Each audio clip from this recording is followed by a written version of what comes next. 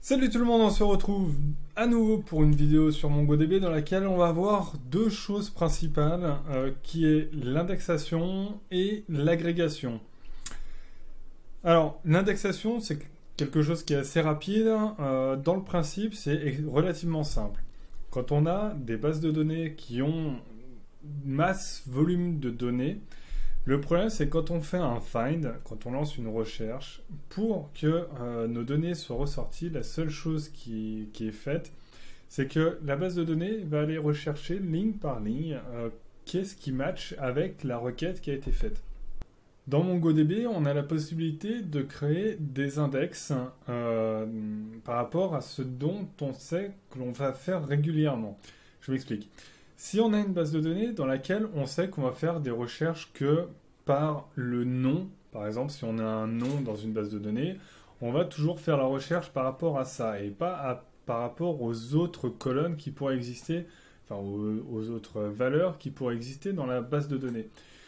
La chose que l'on va pouvoir faire dans MongoDB, ça va être justement de lui dire crée-moi une nouvelle table d'index, un espèce de sommaire, dans laquelle tu vas mettre un numéro d'indexation, enfin après tu te démerdes, mais en tout cas je veux que les noms soient la priorité au niveau des recherches. Voilà. Et MongoDB derrière, qu'est-ce qu'il va faire? Il va faire tout son schmilblick pour se créer un sommaire d'indexation pour lier directement l'index avec le nom.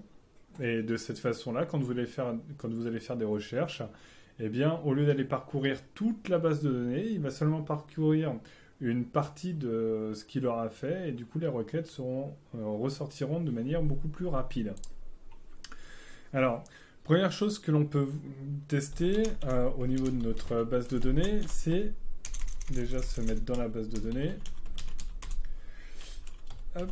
Ça va être de demander si j'ai des index. Donc avec la commande getIndex, indexes. Hop. Et là il me dit qu'il a une clé qui s'appelle ID. Donc ça en fait c'est ce qui existe de base. Tout simplement que on a une clé qui c'est ID et qui est indexée. Donc on a que le champ ID dans MongoDB, enfin dans ma base post, qui possède des index. Maintenant, je vais vouloir lui créer une nouvelle index. Donc, je vous rappelle ma base de données. On l'ait en visu. Elle contient un titre, un article et un éditeur. On veut par exemple se dire qu'on a souvent l'habitude de faire des recherches d'articles par rapport à l'éditeur, puisque on connaît cet éditeur-là, on veut savoir tout ce qu'il a écrit. Donc, on va dire tout simplement en MongoDB, je veux que l'éditeur soit aussi une clé d'index, que ce soit quelque chose qu'il puisse rechercher assez rapidement. Donc, on écrit tout simplement, donc c'est answer index, le mot-clé, et ici, on va lui spécifier quel type de clé, donc editor par exemple, et là, tout simplement, on va lui dire que oui, je veux que editor fasse partie des indexations. C'est vrai que c'est un peu particulier, cette chose-là. Donc là, il me ressort que le nombre d'index avant cet ajout-là était de 1, puisque c'était l'ID, et que le nombre d'index après ma requête, c'est 2, puisque maintenant, il y a ID et il y a editor. Et si je lance un getIndexes, on peut voir que j'ai une nouvelle clé qui a été rajoutée ici, qui est bien editor. Alors, je ne peux pas vraiment vous montrer la grande différence que ça va faire, puisqu'il faudrait avoir énormément de données pour pouvoir vous le montrer. Mais c'est quelque chose qu'il faut connaître, qu'il faut savoir que ça existe. Et l'autre commande qui va vous être utile aussi, ça va être de pouvoir aussi dropper les index. Drop index. Tout simplement pour lui dire hop là, que je ne veux plus, par exemple, que editor. Il faut lui spécifier quelque chose, que editor ne soit plus indexé. Hop, tac. J'ai mon clavier qui est là. Et là, on me dit tout simplement que le nombre d'index était 2 et que c'est OK. Donc maintenant, si je fais un getIndex, on se retrouve bien avec ce que j'avais au départ. la clé, donc l'indexation qui se base que sur le underscore ID. Pour la deuxième partie, on va parler de l'agrégation de MongoDB qui permet de faire des calculs avant de retourner les résultats. C'est quelque chose qui est extrêmement pratique puisque MongoDB va pouvoir faire des calculs beaucoup plus rapidement que votre client, sachant qu'il a déjà le processeur du serveur et aussi que il connaît ses données et il va pouvoir faire un petit peu plus de schmilblick que vous de votre côté. L'agrégation est quelque chose qu'il vaut mieux utiliser plutôt que de faire un find, par exemple, et de faire un count sur le find, puisqu'on va avoir une première requête avec l'extraction des données et une deuxième requête pour compter le nombre d'items qui va être sorti. Avec l'agrégation, on a la possibilité, via une seule commande, de ressortir un tableau avec les différentes valeurs. Donc là, par exemple, pour notre base de données, toujours post, on va vouloir faire de l'agrégation, donc c'est aggregate, pardon. Et ici, c'est parti pour faire un truc un peu merdique. Donc d'abord, on ouvre des crochets. Donc on doit lui donner deux choses. Ici, je mets groupe pour grouper, c'est ce qu'on appelle dans le pipeline. Donc le groupe, je vais regrouper, donc par exemple sur les ID, ça va s'appeler ID et je vais regrouper les names. Alors, pour être sûr de pas faire de bêtises, à chaque fois je quitte. Alors, on va effacer, on va faire un db.post.find. Voilà. Comme ça, on connaît exactement le nom de nos différentes clés. Donc, on est reparti, db.post.aggregate. Donc ici, comme je disais, on crée un tableau, on ouvre, on fait un groupe, puisque je veux pouvoir regrouper des informations. Je vais regrouper des informations et je veux les sortir en disant que c'est mon ID. Alors, on est obligé de mettre une clé qui s'appelle underscore ID. Si on ne la met pas dans le groupe, MongoDB va nous sortir une erreur. Ça ne change pas grand-chose. Simplement, vous savez que votre ID peut contenir, dans un groupe, donc quand vous faites de l'agrégation, votre ID ne ressortira pas l'ID de la ligne, mais un ID que vous aurez choisi. Et ici, on va choisir le nom de l'éditeur. Alors, on va remarquer que j'ai mis un $ devant l'éditeur, puisque c'est une clé, du groupe, et on est obligé pour ce genre de choses, on est obligé de lui mettre un petit $ qui vient devant. Donc, on va grouper nos éditeurs et on va aller compter le nombre d'articles qu'ils ont rédigés. Et comme vous avez pu voir, j'ai rajouté un éditeur qui est Tyler qu'il n'y avait pas dans le précédent tutoriel, parce que sinon, ça ne porte pas vraiment de plus-value. Donc, on va mettre sum article, par exemple. Donc ça, c'est le nom de la clé que je veux que MongoDB me ressorte. Donc, c'est un nom arbitraire. Et je vais faire une somme. Et tout simplement, à chaque fois que MongoDB va compter le même item, enfin la même itinérance de editor, eh bien, il va incrémenter de 1. Si je mets 2, ben, il va incrémenter de 2, mais ça n'a pas de sens. Donc je ferme une fois, je ferme une autre fois, je referme encore une fois, je ferme mon crochet, je ferme ma parenthèse, et normalement, je ne me suis pas trompé. Et on voit bien que Tyler a écrit un seul article et Renouveau en a écrit 2. L'agrégation, c'est quelque chose qui est quand même super et qui permet justement de ressortir vraiment seulement ce dont on a besoin au moment où on en a besoin. Et en plus, les calculs sont extrêmement rapides par rapport à faire des calculs côté client ou même côté serveur en dehors de MongoDB. MongoDB vraiment intègre cette partie-là. Et pour pousser un petit peu la chose, pour que vous voyez un petit peu plus de choses, j'ai créé une autre collection qui s'appelle Salaire. Alors vous allez voir.